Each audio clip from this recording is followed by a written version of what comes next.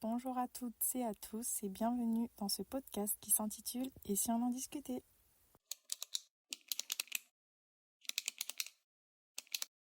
J'espère que vous êtes bien installés, café, thé, peu importe, que vous soyez en voiture ou, je sais pas, en train de passer un coup de chiffon dans la maison. Là, l'objectif, c'est on se met bien. Alors je me présente rapidement, je m'appelle Iswan, j'ai 21 ans et aujourd'hui, j'ai décidé après des années. Mais quand je vous dis des années, ce sont des années de réflexion de finalement commencer ma propre chaîne de podcast. Je suis trop contente, un peu trop. Il va vraiment falloir que j'arrive à canaliser mon énergie parce que je vais trop parler ou je vais virer dans tous les sens. Bref, on va se calmer, on respire un bon coup et c'est parti.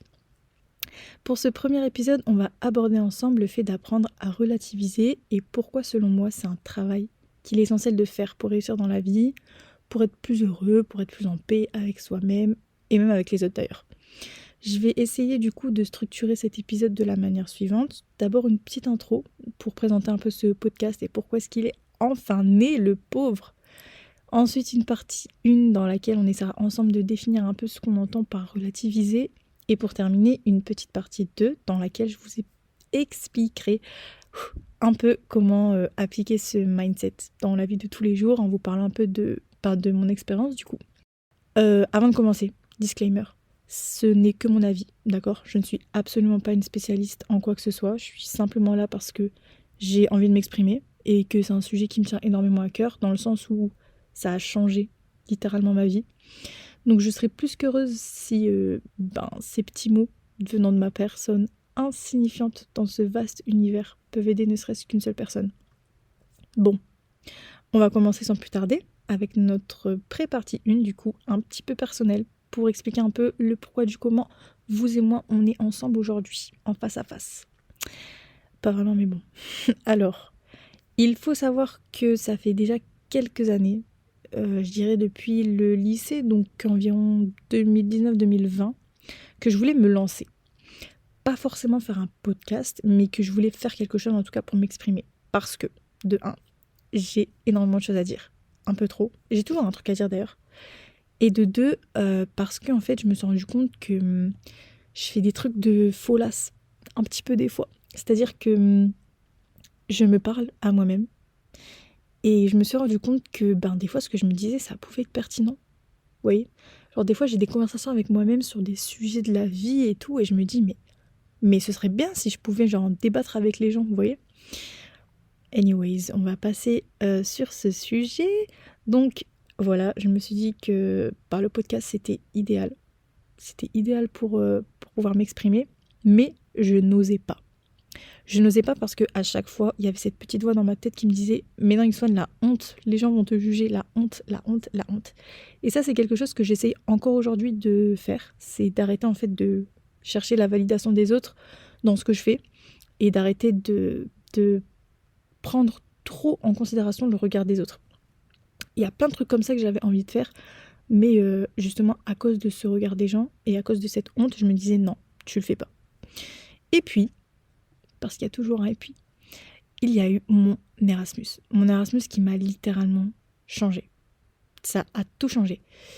Et je suis rentrée de cet échange du coup, et j'ai totalement pété un câble. En fait, j'avais fait une liste quand j'étais en Espagne. Du coup, j'ai fait mon échange en Espagne. J'avais fait une liste sur laquelle j'ai écrit tout ce que je voulais faire dans ma vie en rentrant. Et donc, je suis rentrée et c'est ce que j'ai fait. Donc, il y a plein de trucs que j'ai réussi à faire. Après, voilà, je ne peux pas tout faire. Soyons réalistes. Et du coup, voilà, le podcast, c'était une des choses que je voulais faire. Et on est là aujourd'hui, vous et moi, pour l'inauguration de ce premier épisode d'une longue série. J'espère. Et aujourd'hui, en fait, je me dis que s'il y en a qui trouvent ça gênant ou qui veulent pas écouter, c'est pas mon souci. Vous pouvez juste skip. Il y en a marre de vivre à travers la vie et la validation des autres. Je dis non. Plus de prise de tête. C'est terminé. Bon. Aparté faite, on va passer à table. D'accord ? On va attaquer le sujet avec notre partie 1, du coup, qui s'intitule « Relativiser, c'est quoi exactement ?» J'essaierai de faire un effort sur les titres à l'avenir, d'accord ? Soyez gentils, c'est mon premier. Bon. Du coup, selon le CNRTL, le Centre national des ressources textuelles et lexicales, vous voyez, j'essaye de faire des recherches et tout, relativiser, c'est considérer quelque chose comme n'ayant qu'un caractère, qu'une importance relative par rapport à un élément analogue comparable. Ou, encore selon le dictionnaire Larousse, relativiser, c'est faire perdre à quelque chose son caractère absolu en le remplaçant dans un ensemble, dans un contexte. Donc si on s'en tient à ces définitions, relativiser, c'est à peu près, je dirais, voir au-delà ou arrêter d'en faire des caisses pour tout et n'importe quoi, ou même essayer de prendre du recul sur sa vie, sur des situations. Et du coup, en faisant mes recherches, je suis tombée sur l'ouvrage de Raphaël Santandreu, qui est psychologue espagnol, et qui a publié en 2014 L'art de ne pas s'empoisonner la vie. Et en fait, dans son ouvrage, il nous parle des thérapies cognitives. Et qu'est-ce que ce sont que les thérapies cognitives? Parce que avant de trouver ce mot sur internet, je ne savais pas ce que c'était. En fait, ce sont des thérapies qui se situent dans le courant des psychothérapies cognitivo-comportementales, c'était dur à dire, qui portent du coup sur l'observation et la régulation des liens entre les pensées, les émotions et les comportements. Et en fait, j'ai bien aimé parce que dans son ouvrage, il y a un chapitre 2 qui s'intitule « Pense bien et tu te sentiras mieux ». Je vais m'installer correctement parce que, et vous savez pas, mais comme j'ai pas encore de micro, et je suis obligée de, enfin je dois trouver un endroit bien pour pas que vous entendiez les bruits de fond et tout. Et du coup je me mets dans des positions. Anyways, c'est pas le sujet encore une fois. Donc dans son chapitre 2 qui s'intitule « Pense bien et tu te sentiras mieux », il nous dit en fait que ce sont, j'ouvre les guillemets, les idées négatives qui créent l'émotion et ce sont donc elles qui doivent être combattues. Et comment ? En modifiant le dialogue intérieur avec soi-même, c'est-à-dire en transformant nos manières d'interpréter et de juger les événements qui nous arrivent. Donc pour expliciter un peu cela, il va prendre en exemple Épictète, qui était philosophe et esclave d'ailleurs. Et en fait, il va nous expliquer que Épictète, pour faire face au bizutage de son maître, il avait appris à dominer ses émotions par la force de sa pensée.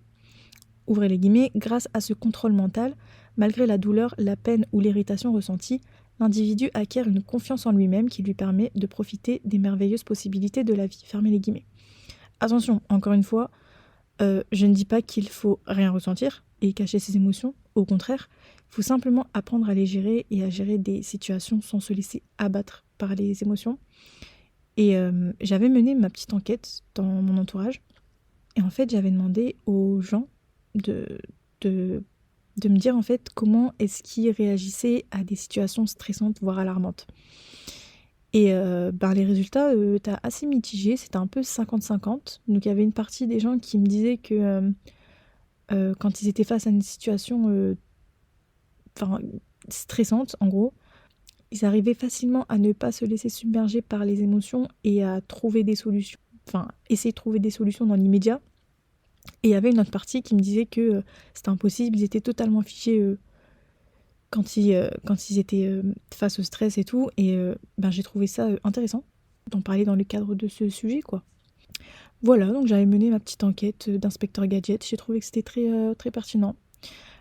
Si je devais définir ce concept à mon tour, je dirais que c'est une idée, mais j'aime pas trop le mot idée, selon laquelle il faudrait toujours voir plus loin que la situation dans laquelle on se trouve, essayer de prendre du recul ou évaluer notre situation sur une échelle, ou je sais pas trop comment le dire, mais toujours se dire ok, il m'arrive un truc de merde, c'est pas grave, la vie ne s'arrête pas là, c'est pas la fin du monde, comment est-ce que je peux arranger les choses? Après voilà, on va sûrement tous passer par des événements qui nous feront vraiment toucher le fond du fond, par exemple je sais pas, mais la mort d'un proche. Mais le plus important, c'est qu'il faut toujours essayer de rester positif, même si c'est dur, je le conçois. Mais je vous jure qu'une fois que vous l'avez compris et une fois que vous l'appliquez dans votre vie, la vie c'est trop bien. La vie c'est beau, c'est waouh. Bref. Du coup, maintenant on va attaquer la partie 2. La partie 2 dans laquelle je vais vous expliquer un peu comment est-ce que moi je l'applique dans ma vie, mais en même temps des petits conseils. Ça va être un petit peu mélangé. Pour commencer déjà, pour les plus proches d'entre vous, vous savez que je suis partie étudier pendant 5 mois en Espagne Et comment dire, ça m'a totalement changé.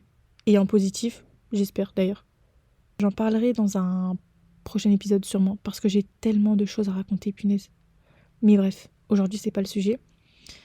Donc je disais, je suis partie, blablabla, et je suis revenue, logique, et je me suis rendu compte que j'avais énormément grandi, émotionnellement surtout. C'est-à-dire qu'aujourd'hui, j'aborde les choses avec beaucoup plus de positivité et de paix, je sais pas trop comment le dire, mais je suis partie, j'étais quelqu'un de très anxieuse, stressée, et je dirais pas vraiment détruite, mais un peu quand même par un événement qui s'était déroulé dans ma vie juste avant, vraiment juste avant que je parte. Et je suis revenue et waouh, j'étais beaucoup plus apaisée, beaucoup plus heureuse, beaucoup plus ouverte sur le monde et bien avec moi-même. C'est incroyable. Et en fait, je pense que j'ai vraiment compris comment relativiser quand j'étais là-bas parce que déjà, ça m'a fait sortir de ma zone de confort. Et je devais faire face un peu à des galères seule, mais vraiment seule pour la première fois de ma vie. Et en fait, dans ces moments, paniquer, ça ne sert à rien. Donc t'es forcé en fait de trouver quelque chose, ou du moins de faire quelque chose dans l'immédiat, parce que personne ne va t'aider. C'est-à-dire que si tu ne fais pas, si t'essayes pas de te débrouiller, bah personne ne va le faire à ta place. Et c'est là où je me suis rendu compte que, par exemple, c'est un exemple parmi tant d'autres, mais stresser, mais ça te sert à quoi? Ça sert à quoi dans la vie? Stresser pour les examens, stresser pour un entretien, stresser pour tout en général, ça ne sert à rien. Et j'ai trouvé ça du coup intéressant d'en parler parce que je compte parler aussi des études et tout ça. Et j'ai pu remarquer dans mon entourage que pas mal de personnes stressaient beaucoup trop pour ce que c'était. Genre à la fin de la journée, tu te rends compte que bah, la journée elle est passée et demain sera une autre journée et c'est tout. Faut juste avancer et arrêter de penser à ce que tu as pu faire ou ce que t'as pas fait. Ou j'étais tombée une fois sur un article qui parlait de la règle des 10-10-10 et qui disait qu'en gros, à chaque fois que tu dois prendre une décision ou que tu dois que tu es face à une situation qui te force à faire des choix, pardon, il faut appliquer la règle des 10-10-10. Dans 10 minutes, qu'est-ce que ça aura comme impact sur ma vie? Dans 10 mois, quel sera l'impact sur ma vie? Dans 10 ans, quel sera l'impact sur ma vie? Et je vous jure que c'est incroyable. C'est vraiment incroyable. Je vous conseille d'utiliser cette technique parce que, anyways. Et je trouve aussi que relativiser, c'est important aussi dans les relations. C'est-à-dire que je pars du principe selon lequel tout ce qui doit arriver arrivera. Il y a des personnes qui sont faites pour entrer dans votre vie comme il y a des personnes qui sont faites pour en ressortir. Et je trouve que c'est important de l'appliquer dans les relations parce que quand, par exemple, je sais pas, je donne un exemple, mais une relation amicale se termine ou alors votre copain ou votre copine vous quitte, on a tendance à directement un peu voir ça d'une manière négative et se renfermer un peu sur soi-même et, et se dire qu'est-ce que j'ai fait pour en arriver là ou alors c'est la fin de ma vie ou vous voyez il y a plein de situations comme ça où on se dit punaise c'est terminé quoi. Et je trouve que relativiser ça nous aide déjà d'une certaine manière à reprendre le dessus. Et j'étais tombée aussi sur un autre article et en gros cet article parlait de la loi de Murphy qui est un ingénieur en aérospatial américain. Et en gros Murphy il nous a dit il a créé un adage entre guillemets qui affirme que tout ce qui est susceptible d'aller mal ira mal. Ou en gros, pour pas le voir d'une manière très fataliste, tout ce qui doit arriver arrivera. Et je pense que c'est important qu'on applique tout ça dans nos vies parce que en appliquant ça, on arrive un peu à se détacher des situations qui nous font du mal. Et je pense que je vais arrêter de blablater et on va s'arrêter là pour aujourd'hui pour pas que je vous casse trop les oreilles et pour pas que je vrille dans tous les sens. Je suis vraiment trop contente d'enregistrer l'épisode depuis tout à l'heure. Je fais que sourire, on dirait une folle. En plus, je suis dans des positions pour pas que vous entendiez les sons. J'espère que personne va rentrer à la maison parce que sinon... Anyways, je savais pas que j'allais pouvoir parler aussi longtemps. C'est pas très très long pour un podcast, je suis d'accord, mais c'est le premier. Donc je préfère y aller crescendo plutôt que tout balancer dès le premier épisode et vous perdre. En tout cas, je tiens à tous vous remercier parce que si j'ai réellement commencé, c'est aussi parce que certains m'ont grave encouragé à le faire. Donc merci, cœur sur vous. J'essaierai de poster un épisode par semaine, mais je vous garantis rien. Parce que déjà j'avais dit que lui il allait sortir lundi dernier. Voilà quoi, on est vendredi. Mais bon, le principal c'est qu'ils sortent, d'accord? J'attends vos retours s'il vous plaît, c'est important pour moi. J'ai envie qu'on débatte, qu'on discute et tout et tout. Bah écoutez, c'est tout pour moi, hein. J'espère que ce premier épisode vous a plu et vous a été utile. J'espère qu'il était pas trop long ou pas trop court. Je vous ai dit, on va y aller crescendo. Et j'espère vous retrouver très vite la semaine prochaine du coup. J'espère. Je mettrai sur Instagram le sujet du podcast prochain. Et je vous fais de gros bisous et à très très vite. Bisous!